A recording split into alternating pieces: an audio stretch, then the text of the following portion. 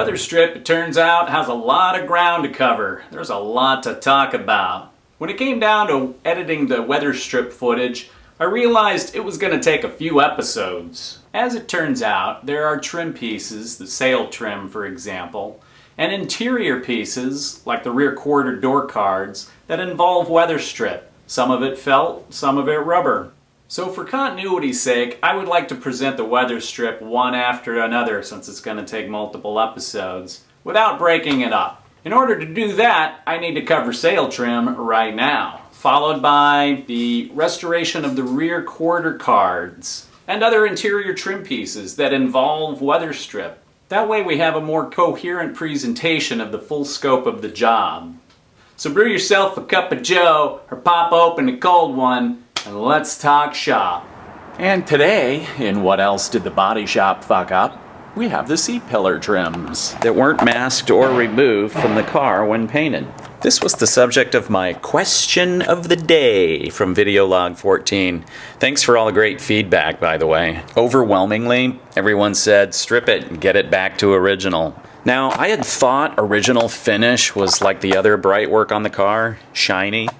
In actuality, it was originally anodized and had a brushed look.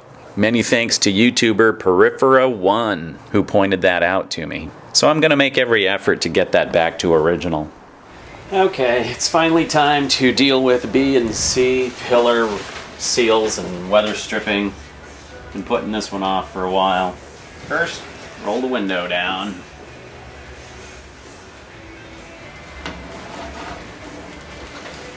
So we're looking at, this is a seal here, held on by these tangs.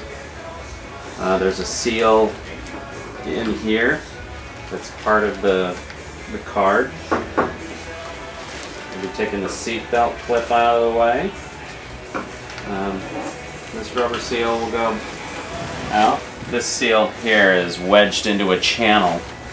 Oh, and don't forget there's a felt channel here as well. We'll take that out last. So of all the weather stripping I've removed, this is definitely the most brittle piece.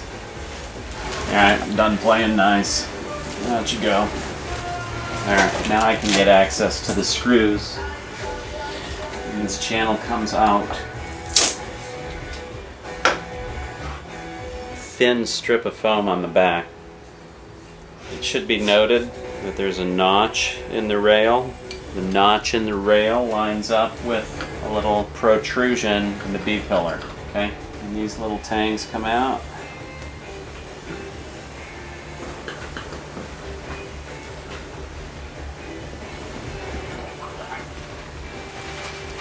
And there's that piece.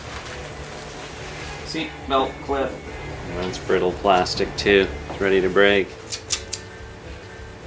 Might need a new one. Door handle, 8mm wrench. The rear card, the panel is held on by a clip that's right around here. There we go. Should come right out. Keyword, should. There we go. This felt here will be replaced. Taking this rear panel off. There's actually a little bracket with a piece of felt here. It's necessary to replace that, so got to take these rear panels off. See that little felt bracket? Need a new one. Of course, that's the whole piece there. I did expect them to take these trim pieces off. So not only did they leave them there, but they painted over them, and by leaving them there, they've left rust behind. I did have a list of things to do for the body guy, but apparently it didn't translate from the boss down to the actual worker. So I've got to hit that rust with POR 15. Going to be using aircraft stripper to pull the paint off of these trim pieces. Let's get some stripper poured into a metal can here.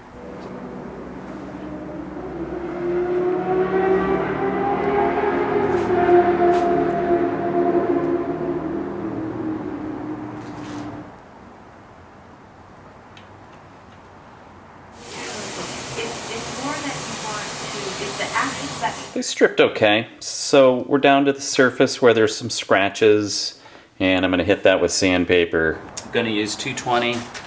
I'm also going to use 600, 400, 600, and 1,000. Maybe I might skip 1,000 since this is anodized. But I'm going to do all that off camera. You get the picture. It's just the same old thing with a different piece of paper. Okay, so after the sanding, I think they're looking pretty good now. Got all of the paint off. Even fixed a blem over here. Still has tiny little divot, but that's underneath weather stripping. I'm not going to stress on it. I think we're ready to get these anodized now. So these C-pillar trims here, I prettied up the ones that were on the silver car. But they were kind of pitted.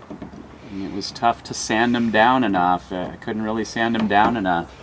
I'm not sure they're quite ready for prime time, so taking the ones off the green car, gonna give them the same treatment, and then I'll end up using whatever two C-pillar trim pieces look the best. So, raping the green car. Okay, the C-pillar trims off the green car look like they're in better shape than the silver car. I'm gonna go ahead and sand these down and get them ready for a re-anodizing. And you know, when all's said and done, I'll use whichever two look the best. Pretty sure it's going to be these two. The other ones did have little bits of pitting, so let's see what we got. Something I learned while working off camera here, I'm going to share it with you. I was using a block, which, you know, I thought would be the ticket because it would distribute, you know, the energy evenly. But the problem is I've got these little divots to hit, so I need to use paper that will allow me to really press on one spot, you know what I'm saying? So paper turned out to be better than, you know, the block. So something that I just learned. It's good to know.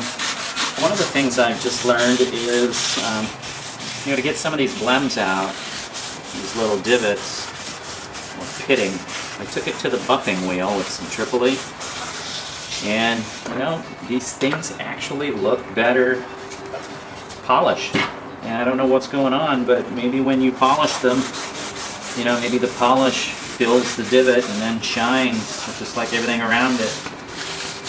But you know, polish does not the stock look. I am going for the stock look. The stock look is a brushed anodized aluminum. You know, it's aluminum with a clear anodizing. So, for some reason, the anodizing process really highlights a lot of these pits that are in here. Whereas I could disguise them with polish. You know, they'd be shiny like the rest of the bright work on the car.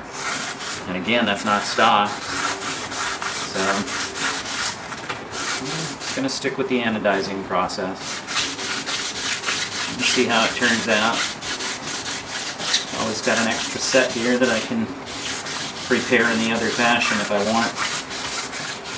So I started with 100 grit, moved on to 220, and moved on to 320, and this last one was 620, 660, I don't know what that is. And this set is the green car. So plenty of pits that didn't really get covered. Now some of this stuff is going to be where the weather stripping goes, so I'm not worried about the total periphery. And the silver car is here. So I got to figure out which set to use. I was fully expecting the set off the green 74 to be in better shape by the time we're all done anodizing and everything. But now that I'm getting a closer look at them both, I'm thinking I want to use my original 76s. I don't know. Maybe that's today's question of the day. What do you think, guys? This top set here, off the 74. Bottom set, off the 76. Which set should I use?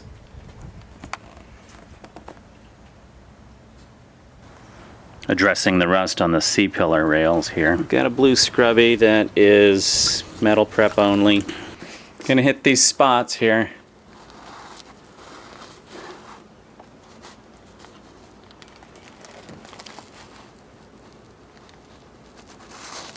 Ideally I want this saturated for 30 minutes, so This will be time consuming. Obviously not going to film that whole thing. Doing it on both sides. Ideally, I want this surface saturated with metal prep for 30 minutes. So I'm going back and forth between the two locations on both C-pillars. Keeping them wet.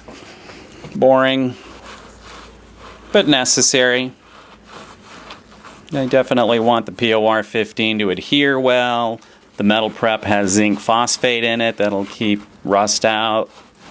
And once the POR 15 is adhere well, it'll deprive this area of oxygen, which should keep it pretty well isolated from any further rust.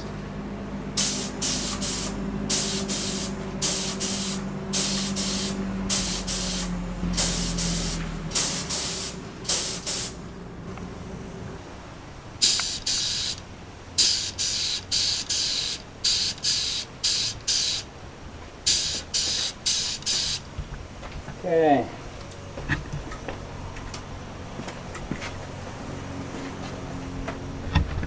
I'll put another coat on that C-pillar.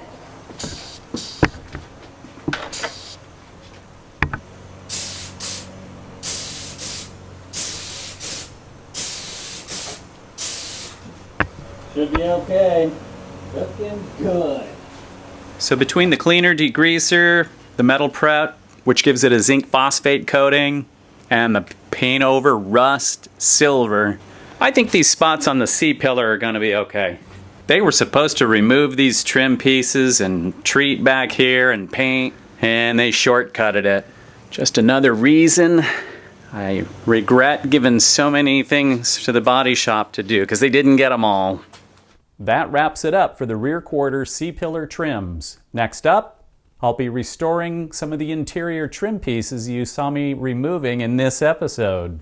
Rear quarter door cards and the black hard plastic rear quarter interior trim. Also coming up soon is a plating episode. As I install weatherstrip, you'll be seeing many different parts and lots of hardware that's been plated. I did have trouble finding a decent plater nearby, and I want to comment about that. So I've got an episode that shows that progress. I also want to plug my other YouTube channel. It's all about travel and related activities, cooking, hotel reviews, and other leisurely things. If you're into that sort of thing, click subscribe. That being said, thanks for watching my Mazda RX3 restoration. Click that thumbs up button down below. If you're new here, hit that big red subscribe button. Check out my previous episodes and don't miss out on upcoming videos. Until next time when we talk shop, peace out, brother.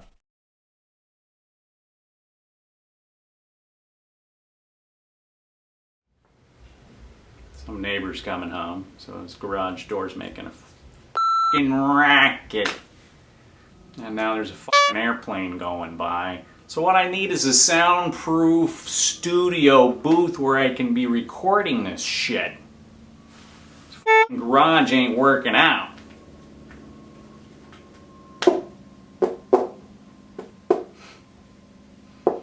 Quiet!